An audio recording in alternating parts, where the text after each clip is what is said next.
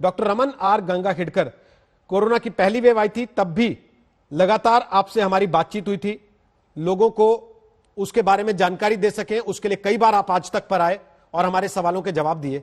आज हर किसी के मन में बड़ा सीधा सा सवाल सबसे पहले जो आ रहा है कि आरटीपीसीआर टेस्ट को अभी तक सबसे ज्यादा प्रभावी और सबसे ज्यादा विश्वसनीय माना जा रहा था। अब ऐसी स्थिति क्यों आ गई है कि आरटीपीसीआर टेस्ट में पता ही नहीं लग रहा इंफेक्शन है या नहीं है और डॉक्टर एक्सरे और सीटी करने के लिए मजबूर हैं?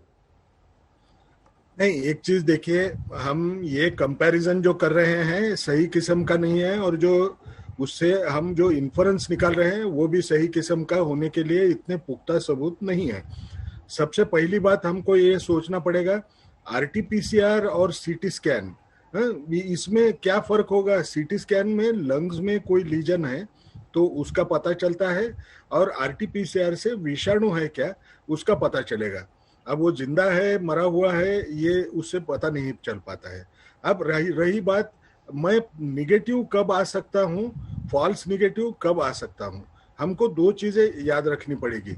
एक तो क्या मैंने ये प्रोसीजर जो होता है ये ब्लाइंड प्रोसीजर है, मैं नाक में से और वो नेजोफेरिंग्स में से जब वो स्वैब लेता हूँ तो मुझे दिखाई तो नहीं देता होता है, या दिखता भी था तो भी कहाँ से लेना है ये देखने के लिए इसके कोई कैरेक्टरिस्टिक दिखने वाले कोई ऐसे अनुमान नहीं होते हैं कि वहीं से वो स्वैब लिया जाए।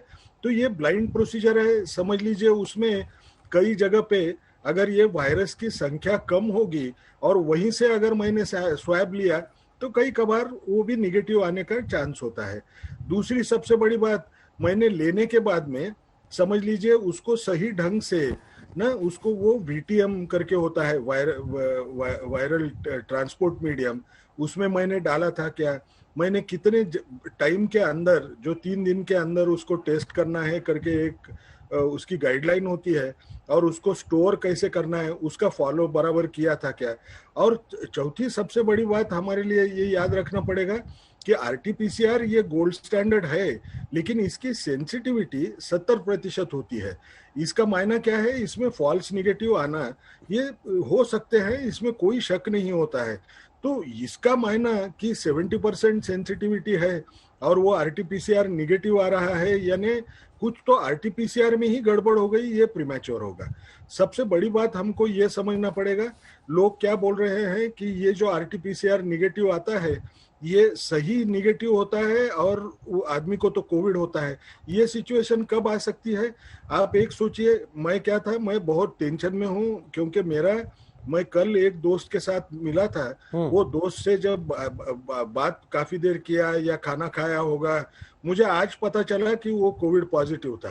अब वो कोविड पॉजिटिव है करके मैं डर के मारे अगर आरटीपीसीआर करने जाऊं तो मैंने मेरे वो बॉडी के अंदर वो विषाणु जाके उसको बीमारी बनाने के लिए उतना टाइम दिया ही नहीं है, उसमें वो टेस्ट पॉजिटिव नहीं आएगी, जिसको एक किस्म का विंडो पीरियड बोलते हैं। और सबसे आखिरी बात, हम ये बार बार बहस कर रहे हैं आरटीपीसीआर जो है वो आरटीपीसीआर निगेटिव आ रहे हैं। एक तो आप तादाद देखिए कि वो कितने लोगों में आ रहे हैं। आज भी आरटीपीसीआर सारे दुनिया में वही टेस्ट है जिसको माना जाता है। दूसरी बात कि उसमें वेरिएंट की वजह से फर्क पड़ रहा होगा क्या, इतने पुख्ता सबूत तो न कहीं दुनिया में बहुत ज्यादा है। आज भी वो जो देश जहां वेरिएंट जिससे हम सब डरते हैं, जैसे ब्राजील है या साउथ अफ्रीका का वेरिएंट, वहां भी क्या 100% लोगों को आरटीपीसीआर निगेटिव आएगा, वो वेरिएंट की वजह से आएगा, ऐसा कहीं भी प्रमाण दिया नहीं गया है। हम ऐसी चीजों पे ज्यादा बहस करना अच्छा नहीं होगा, क्योंकि पॉजिटिव लोग तो आज भी ये सेकंड वेव में परेशान है। जो लोगों को हुआ नहीं है वो भी परेशान है, मुझे बीमारी लगेगी क्या। जो लोग टेस्ट करके आए और उनको भी निगेटिव रिपोर्ट अगर मिला और उसके मन में संदेह तैयार हो गया है कि शायद ये फॉल्स निगेटिव रिपोर्ट होगा, तो पूरा समाज पैनिक हो जाएगा। ये कोई सही नहीं है।